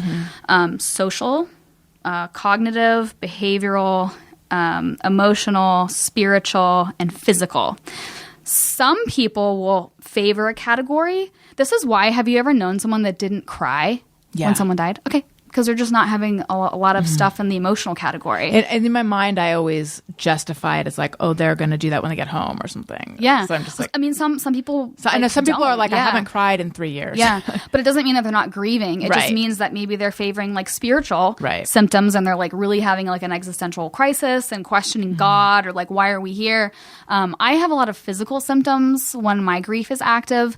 So for me, like, I will bloat. Like, and just hold it for days and days and not even know why. Dry lips has been a documented like sign. I become more beautiful. It's weird. Oh, Yeah, it's strange. okay. Well, that's good. Yeah. You know, embrace it. I guess that's physical. So with grief, I think it's important to know like everyone does it. And that's why like usually in a single family, people do not grieve identically, like in the same way. And this is a source of family conflict a lot of times, because one sister will be like, you're not even crying. You know, you're so disrespectful. But it makes sense that within a family unit, you have somebody who's maybe more emotional, and the other family grows up and develops in response to that. So perhaps they have learned to sort of mitigate the emotional side, and then as a result, they favor other stuff. So yeah, that's normal. Let's talk about shadow loss. Yeah. 'Cause this is a term that you coined. It's my work, yeah. Explain what that is. Yeah. So shadow loss is a loss in life, not of life. And a shadow loss is only something that we can claim for ourselves. It is not a diagnostic term. It was not developed in a clinical lab for the purpose of diagnosing someone and building a treatment plan. It is like a word that people can use to describe their lived experience. And the idea with it is it saves emotional labor. So it would work like this. So if I told you, Alison, one of my friends ghosted me, and honestly, it's a shadow loss. Me saying that just saved me from having to be like, no, we've been friends for 4 years. Right, I haven't explained We did this. We felt this together. I went through this with her. I don't have to relive any of that. I just saved all myself that work by just being able to be like, it was a shadow loss for me. With shadow losses, another common shadow loss is a medical diagnosis. So, for example, you could have 2 people that are diagnosed with infertility. One person might experience that as a shadow loss, but the other one might not. You know, it might not might be a bummer, but it may not be something that they actively like grieve. Divorces, retirement. Many people retire and they end up grieving because they're like loss of identity, but there's a societal pressure to be like, aren't you so happy you're not working anymore? And they're like, no, but society doesn't want to hear that. Medical diagnoses, getting ghosted, a business failing, filing for bankruptcy. I mean, losing a dream, the pandemic. Yeah. I mean, getting fired unexpectedly. I mean, anything can be a shadow loss. And in the English language, we actually don't have a super robust selection of words to describe our lived experiences. And one of the problems, in just Cole's opinion, is that we use a lot of language developed within and for a clinical environment in day-to-day life. But like we don't have the training. Just talking about people constantly using the term narcissism when that is not what they mean. Right. And so we're borrowing that. And so the problem is that then the average person lacks the nuance that would have come around being educated on that term, what it was developed for and around, and how it is to be used. And so we pull a lot of language from the clinical environment, and that can, for some people, result in feelings of shame. So, for example, being told, I have a story that I have permission to share. There was a gentleman who's youngish. He'd been married only a few years. His wife died, and he was in like grief counseling. And his therapist told him that, because he was really upset. He was Jewish. He was really upset because now he was going to have to like Like, his wife is dead. That's one thing. But now he has to show up again as a single Jew and have to be like at all these holidays and just like all of this stuff that he's now single to. Mm-hmm. He had just like finally like found his person and all this. And his therapist told him that, well, that's secondary grief. Mm. But that really upset him. It. Yeah, because he's like, there's nothing secondary about this. She's dead. I've accepted that. I am living in this reality now, and this is primary for me. But there's nothing wrong with the term secondary grief within a clinical context, because that's how the therapist is going to create a diagnosis and treatment plan. But to a person, we only know what the words mean. Mm-hmm. And so the word secondary can be experienced as minimizing. And I want to be clear, like, I'm not knocking my colleagues' work, because it's really important. And I'm just really interested in this problem we have, where we have a lack of language to help us accurately describe our lived experiences. Is there a language that is better at this? Not necessarily better, but I mean, the language you use is a reflection of the culture that formed it.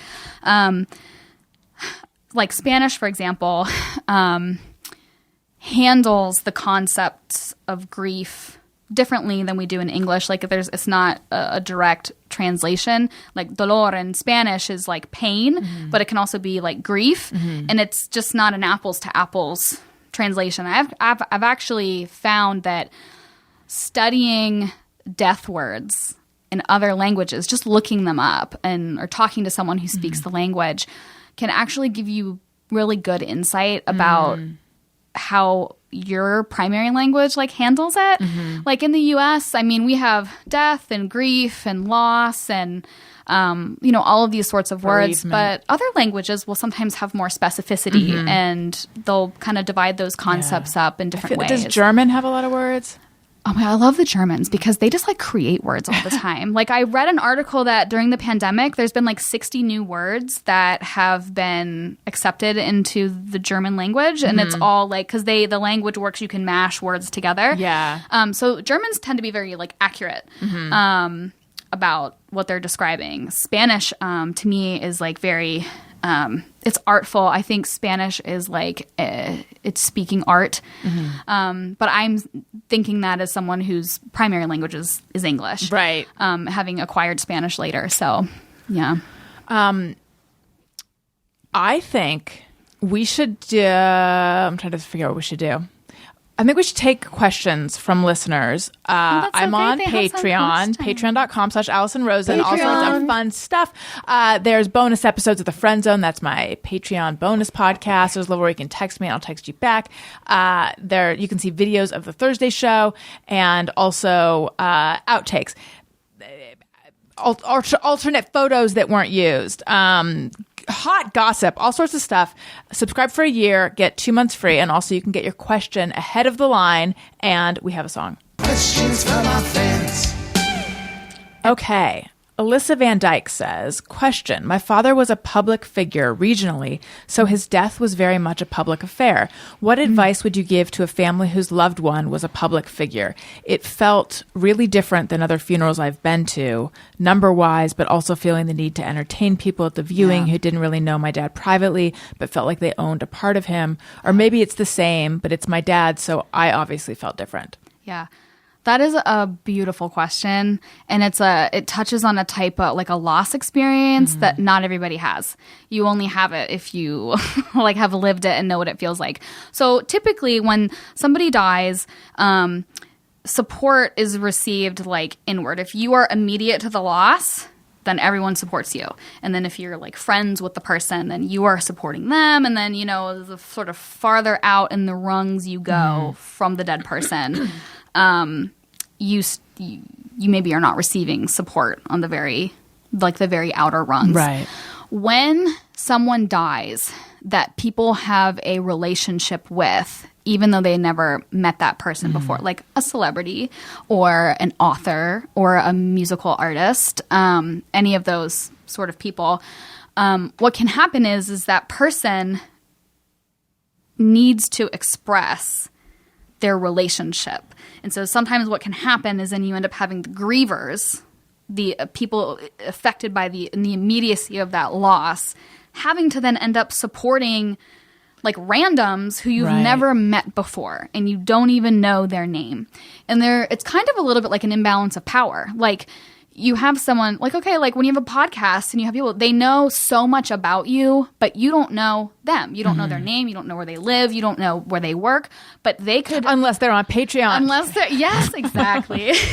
But you know what I'm saying? Yes. And so when there's a death in those communities, the only option somebody has is to express their, like, how important that person was to them. Because also, it's kind of interesting. So it's really hard to support somebody in grief when you don't know them or have a relationship with them.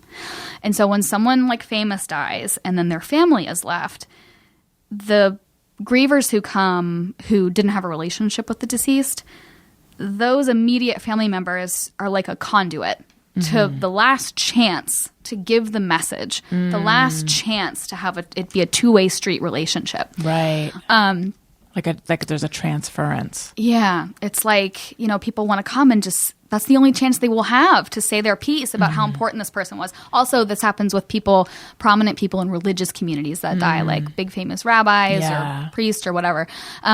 So what do you do about it? Really, the only thing you can do is be aware. This is like something that I would communicate, like if you're working with a funeral home, be like, hey, that is a notable person. The funeral home will know if it's in the community. And just to make sure that there's some like line management or just being able to talk through what the family wants to experience or not experience. Some people will be very comforted hearing how much somebody's work or life affected others. But not all people will. The problem is that this is basically something that is not talked about in advance because it's not part of any like normal conversation that people have. So what happens is what exactly happened to your supporter there. Like it happened and they like lived through it. So hopefully just talking about this will help somebody somewhere. But really about the best thing you can do is be aware and structure funeral services around that. I also recommend creating a place online and like putting it in the obituary.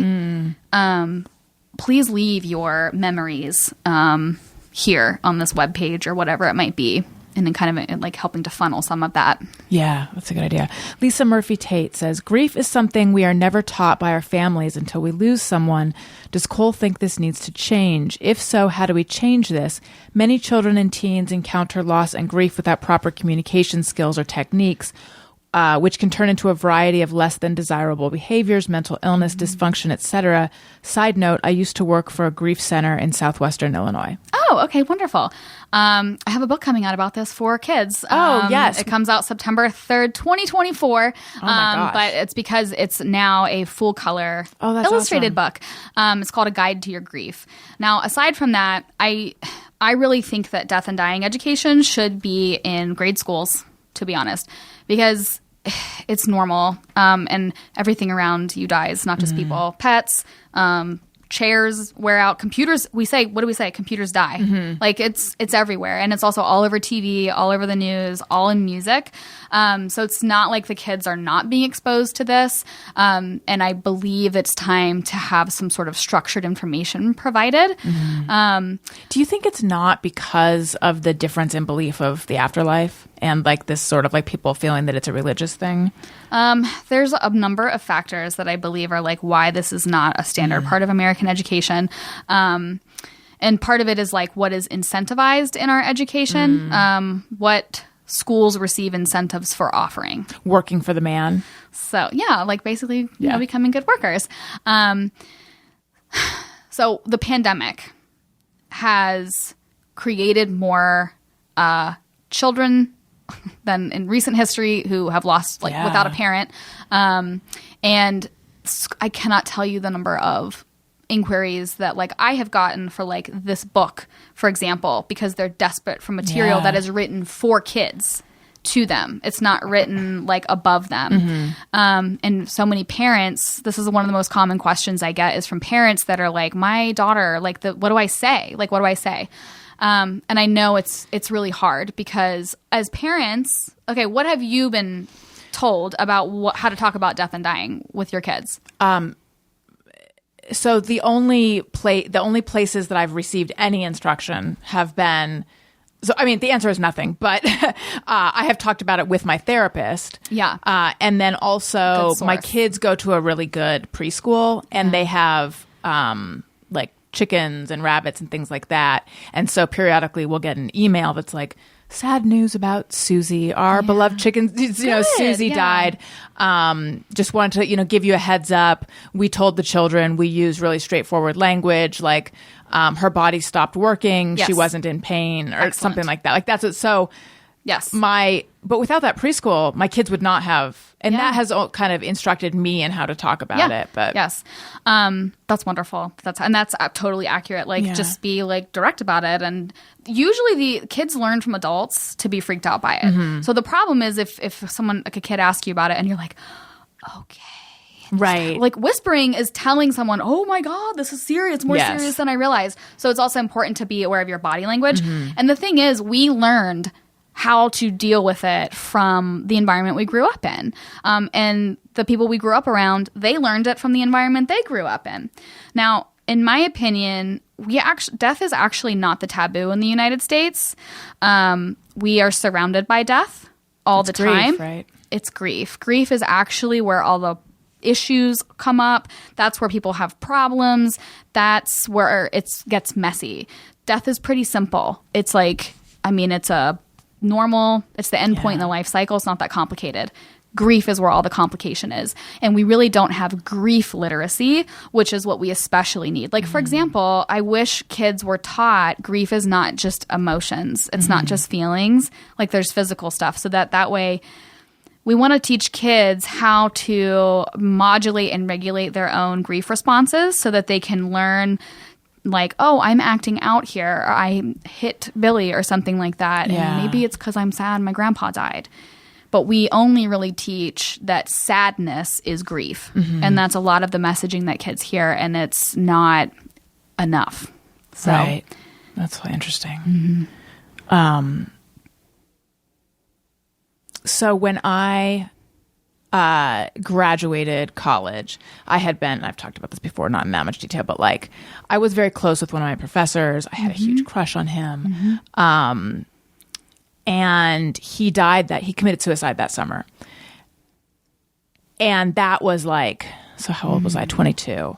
That was, I would say, my mom's parents both died when I was 6. So I had been around, that was like the first deaths, and then loss of pets. But then when my professor died, that floored me for like 2 years. It was just such a huge, because this was someone that it's a long story, but he was so in a way where I look back and it's like I would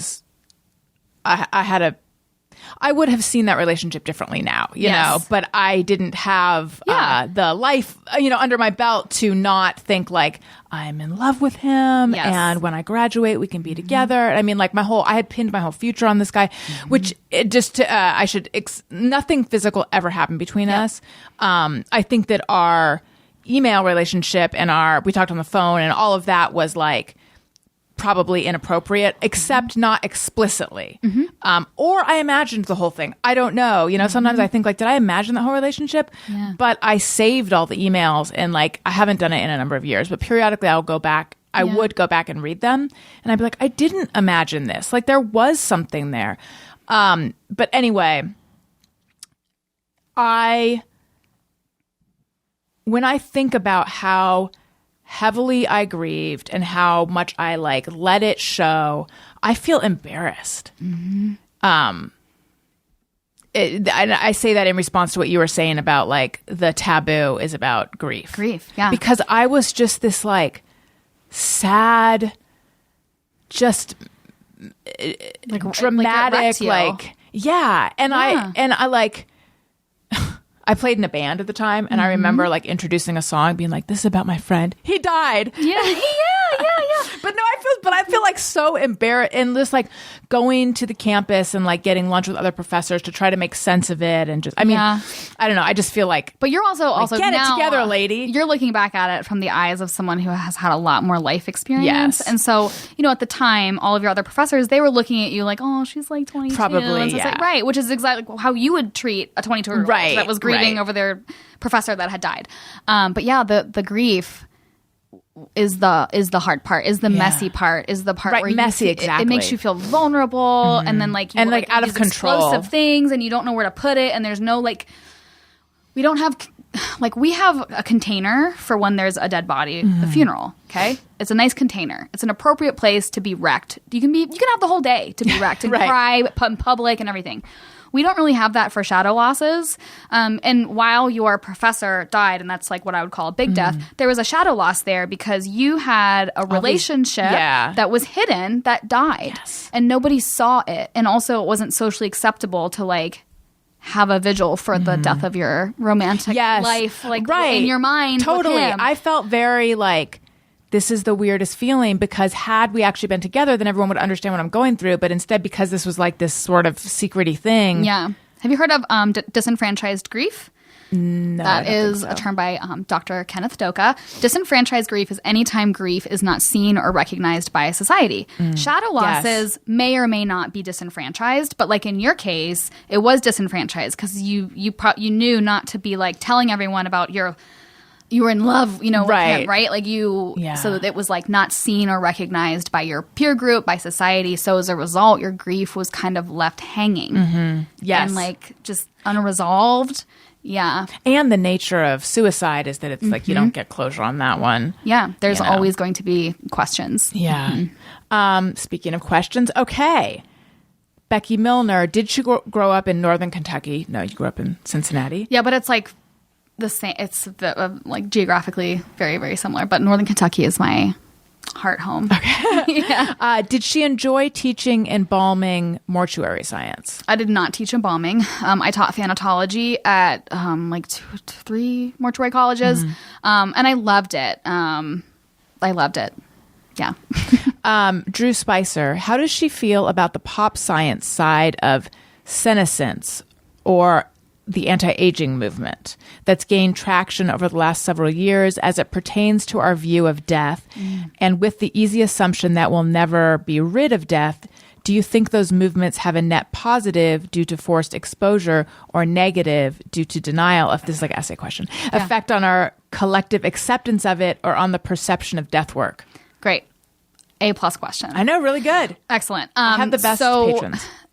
There's like this life extension kind of movement where people are trying to figure out how to get humans to live longer, healthier. I think that's great. I think it would be great if we could extend the average lifespan. I worry about, are we extending it for everyone? Are we making sure we're not just extending it for white people? Because that is kind of where a lot of the money is coming from and who it is supporting. I do not support the idea of like trying to ever get to a point where we don't die. And I actually don't think it is good to live a really, really long time, because that is what allows for very severe power differentials to occur. Because what happens, like, imagine that you start saving for retirement at the age of 30. You finally get to $1 million, I think at the age of 60, and you're like, I'm going to retire. Well, imagine if you had 30 more years on that money you set aside. You're going to retire with many more millions of dollars. So if people don't die, that's going to allow the acquisition of more resources, and the people who will be able to do that first will already typically be in a position of power. Yeah. So for society, and there's like a whole like theoretical thing about this where like sociologists will model what society would look like if we didn't die, and it would be bad. It would be eventually you'd end up with just a really small number of people in power, and death is the thing that makes life good. Death is why we get out of bed. Death is why we have kids. Death is why we decide to put ourselves through writing a book.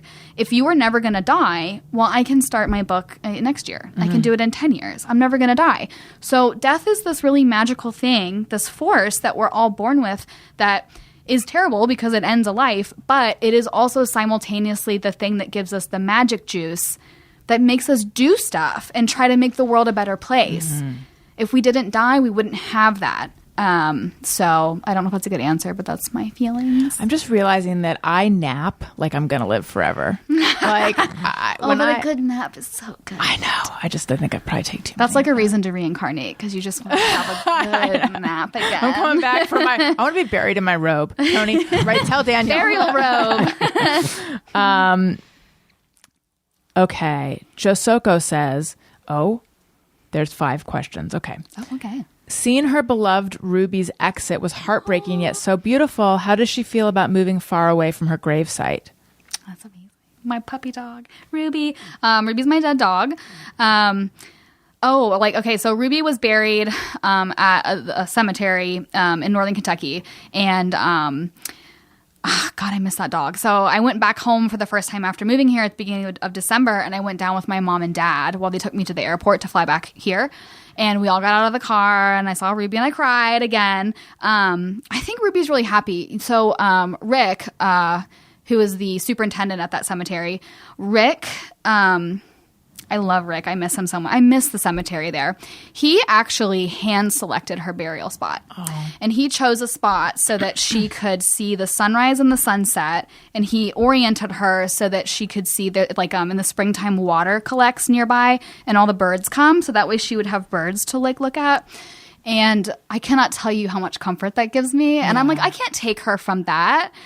So anyway, I feel so good where she is. She sees every sunrise and sunset. She's runs the cemetery, because I know she's the boss of all the ghosts there. That's what I believe is to be true. So that's a great question. And for people who I don't know, that was something I worried about. I'm like, okay, I'm burying my dog here permanently, moving across the country. Am I going to regret it? No, I don't, because I really like where she's buried, and she is with people she knows. So that's so sweet. Okay, I'm hoping to take her thanabotany class this year. What is her favorite thanabotanical? And you should explain what that is, or maybe you already did. Specimen native to Southern California. Okay. So thanabotany is a field that I pioneered. It was developed out of I had a research fellowship. Thanabotany is where plants, people, and death, dying, grief, and bereavement intersect. So if you're a plant person, but you're also really interested in death and dying, thanabotany is for you. And I now have people in 26 countries that have learned with me on that, and the field is growing. So there are all different types of plants that have a thanabotanical usage across time, cultures, countries, history, all of that. Here in Southern California, I just got accepted to the California Master Gardeners program. Ooh. And it starts tomorrow.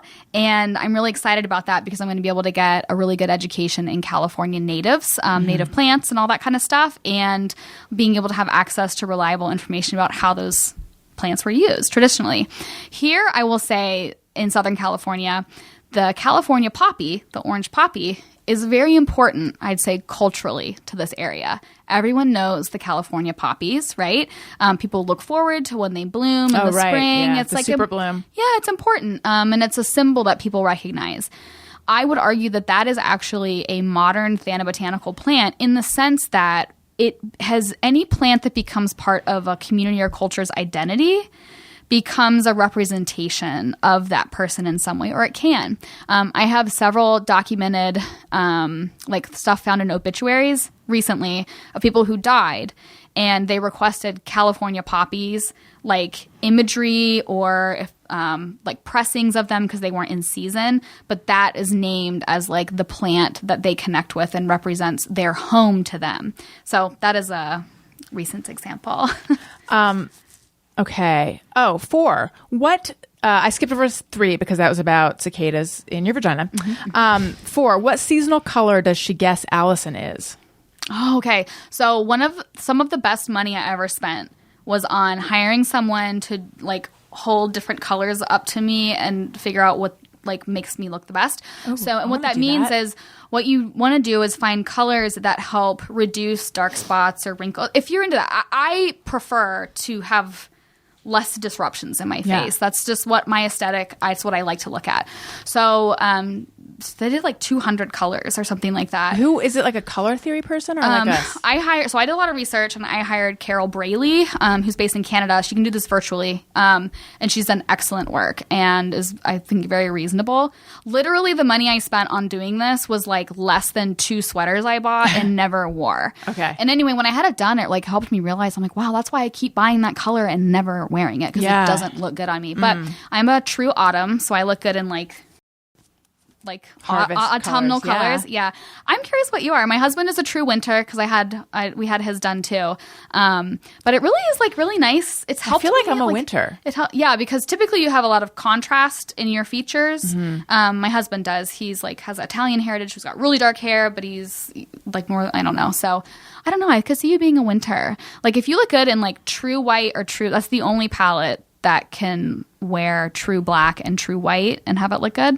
Well, God, I hope I am, because I wear a lot of black. I know. Yeah. This is why a lot of people don't do it, because they don't want to find out that black is not a good color on them. And it's true for me. So what color were the sweaters that you never wore? What color do you keep buying? They were like pastel colors. I like to look at them, but when they're on me, I'm just like, I look, and what it does is it makes me look more dull. So anyway, I was able to use this knowledge to my monetary advantage. I had like a deposition for I was in a car accident, and I had a background that was pure white, which brings out my scar that I got in the accident, and it brings out wrinkles and it brings out dark spots. Whereas if I have like a background that is one of these colors, it minimizes, like you won't even notice my scar on my forehead. So I did that during the deposition, and it was helpful because the attorneys and stuff could clearly see that my face was jacked up, but I was using the color theory to like enhance that in that case. That's so smart. So yes, and my attorney was like asked for all this information because he's going to have his clients do it so that they can like use it. And I think it's so like it's really smart. Yeah, so that is really smart. Okay. And then when's your book coming out? Well, we know September 3rd, 2024. But you have another book, right? I'm working on some other stuff, but nothing's announced. Okay. So Katie Kistler says, and this is the last one, Cole is a delight. Thank you for your documentary of Ruby's exit. It helped me with some anticipatory grief I was having recently. The daisy chains. Will you be making more of these? What other fun, crafty things are you up to these days? Oh, I love. Okay, that's really nice. You play like, no, my dead dog. That was the coolest thing. So daisy chains. I started making daisy chains, which is just like this little beaded necklace style with like little flowers. When Ruby was dying, and then now it's become like a little philanthropic project of mine. So 2 times a year in June, Ruby's birthday, and usually like November, I will do a daisy chain drop. So periodically, like I will make daisy chains like on the weekends or whatever, and then I will sell those, and then I donate proceeds or a portion of proceeds depending to different causes. So people buy these daisy chains, and it comes in like this. I had custom boxes made, and I had like a little booklet. But I am a hardcore crafter. I have a big piece of furniture that's refrigerator sized that you open it up, and I have more than 40 different crafts. That's so cool. In it. So I'm always crafting. It really helps. I think I need to do that in order to do my job, because I'm exposed to so much like upsetting stuff all the time. So I need to like bead or like draw, or I don't know. I'm making corsages tomorrow, and I'm making the little corsage holder. So that's like my upcoming craft. So do you ever find yourself crying with people? Sometimes. And I think sometimes that's really helpful and appropriate. Sometimes you have to be really careful though, because you don't want to make it about you. You know, like there's a difference between like, oh, you reminded me of my grief, so I'm crying for myself, versus like you're crying and I feel connected to you and I'm meeting you where you are. That can feel very different. So right. It takes, I think, experience to know when yeah. Alie told me I should ask you about pickleball. Oh my God, I'm obsessed with pickleball. Listen, it is so fun. It is so good. Is it played on a tennis court with little rackets? Is that pickleball? So, what is pickleball? A lot of times you'll see people playing on a tennis court, but the tennis court is bigger than a pickleball court. A pickleball court is smaller, the net isn't as high, and you use a smaller paddle. Pickleball, I mean, the people like say it's like it's like retiree sport. I mean, it is. There's a lot of people that are, but there's also a lot of young people that do it. My husband and I, we play a lot of Sundays with some of our really good friends, and It's so great because I will get like a workout according to my Apple Watch, but I will not be wrecked and I will be able to go out and brunch afterwards. And it's something where you can like be actually playing I'm not good at sports with balls or like intense things, plays. I don't do that. If you are not an athletic person, you can handle pickleball. It is so much fun. I have actually decided to make it the official sport of the School of American Thanatology just so I can figure out how to get custom paddles made and like to justify it as a business expense. And then I want to actually like sponsor some of my students in different parts of the world to like have a little pickleball team because I just believe in it. I also love it because you can do intergenerational, which I think intergenerational relationships are really important. So it's awesome because you can be a 19-year-old playing with a 68-year-old and the 68-year-old will whip you. So yeah, I'm a big pickleball fan. My husband and I started the Northeast Los Angeles Pickleball Association. It's like a little pickleball club. That's how much we're into it. So that is awesome. Okay, boy, I could talk to you forever, and I have talked to you forever. Let's quickly do either Just Me or Everyone, or Hey, Go Fuck Yourself. Which one would you rather do? Let's do It's Just Me or Everyone. Okay. Is it just me or everyone? All right. Is it just me, or does everyone have like a shared bizarre language that you have developed with your partner over a period of years, where you have like words that make literally no sense, but you both use them all the time and you don't even notice it, and it's just part of like your shared language? Do you have that with? Yes, but more so I have it with my sister. Okay, yeah, yes. And it's been going on since we were like teenagers. Okay. Yes. Yes. But yes, with Daniel I do, but I feel like it's more of like a full language with my sister. Yes. You know. Yeah. Okay. Yeah. Do you have any like words that you guys use that mean something that's completely inaccurate to what the word actually means? Say it. Say it. Say it. Okay. We call. Oh, I've never talked about this. Bring it. Yes. Okay. We call breasts goats. Okay. Because I had a dream that I was wearing a Mickey Mouse nightgown, which is what I used to wear at the time, and I was hanging out with this band that they were friends of mine, and I was so into them.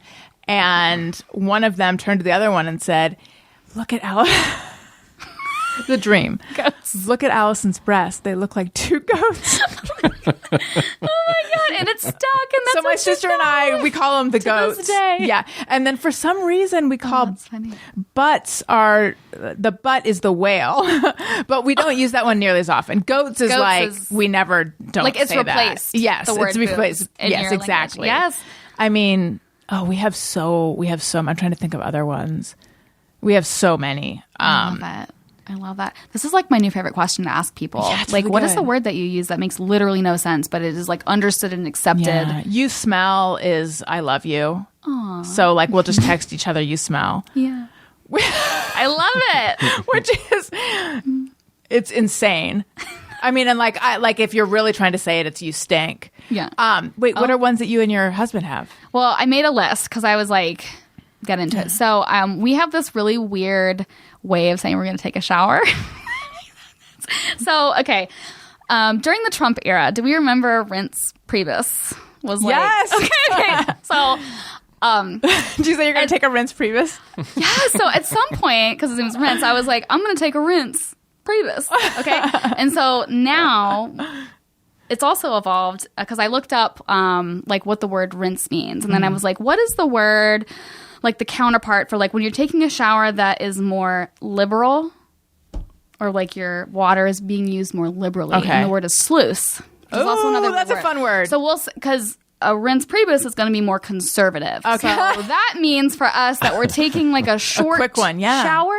So we'll be like, I'm going to take a rinse priebus or rinse prebe. We kind of shorten it now. Sure. And then we let each other know if we're taking like a longer shower. We'll just be like, well, it's a sluice, because the definition of sluice is it's liberal water. I love all of this. So this is like what, and I realize like that when you die, your secret language dies with you. Yeah, that's sad. It's not preserved. It's like Yeah. these things that you have together. Well, so when my professor died, I was like, what do I do with all of these memories and these thoughts and these inside jokes and all of this? Like, it's just, Because between the two of you, you're the only living person that holds them. Yeah, it's intense. My husband and I have a lot, I'm realizing, like a lot of language around our dog. Yep. You must have that too, Yes. right? Oh, absolutely. Like I don't know why. I mean, like, I feel like everyone has 1,000 nicknames for their animal. Yes. At some point we started calling her the Noon. Oh. But why?